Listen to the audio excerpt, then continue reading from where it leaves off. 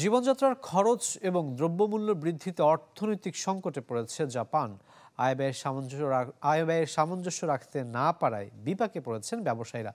বেড়েছে দেউলিয়াত্বের আবেদনের সংখ্যাও। সরকারি সহায়তার আশায় তারা তবে ২.৫% মূল্যস্ফীতির হার চাপ বাড়াচ্ছে সদ্য নির্বাচিত দেশটির নতুন সরকারের উপরও। পুরানো দিয়ে নতুন নিতে আজই চলে আসুন আপনার নিকটস্থ ওয়ালটন শোরুমে। দ্রব্যমূল্যের ঊর্ধ্বগতি, জ্বালানি আর জীবনযাত্রার ব্যয় মেটাতে হিমশিম খাচ্ছে জাপানিরা। এবারের নির্বাচনেও তা ছিল মূল বিষয়। খাদ্যমূল্যের দাম বেড়ে যাওয়ায় প্রভাব পড়েছে জনপ্রিয় খাবার রামেনেও। বর্তমান অর্থনৈতিক পরিস্থিতিতে রামেনের দাম ক্রেতার সাধ্যের মধ্যে রেখে ব্যবসা চালাতেই হিমশিম খাচ্ছেন রেস্টুরেন্ট মালিকরা। ১.৫ বছর আগেও এক বাটি রামেনের দাম ছিল ১,০০০ ইয়েনের কম, এখন যা ১৫০০ ইয়েন।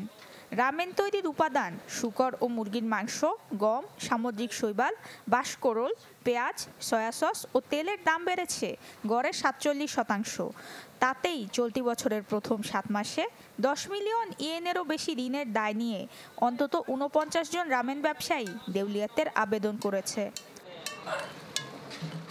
দেশটির নির্বাচনে লিবারেল ডেমোক্রেটিক পার্টির জয়জয়কার ১৯৫৫ থেকে। লম্বা সময় রাষ্ট্র নিয়ন্ত্রণ করা দলটি নিয়ন্ত্রণ করতে পারেনি মূল্যস্ফীতি। রামেন ব্যবসায়ীরা যেন দেশটির সাধারণ ব্যবসায়ী মহলের প্রতীক। তাই পরিস্থিতি সামাল ভর্তুকি ও জ্বালানি খরচ কমানোর দাবি ধীরে ধীরে বড় হচ্ছে।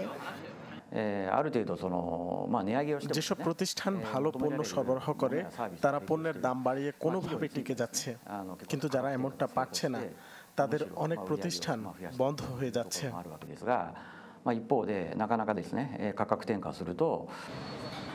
বর্তমানে দেশটিতে মূল্যস্ফীতি ২.৫%। নুসরাত মৌমি, চ্যানেল 24।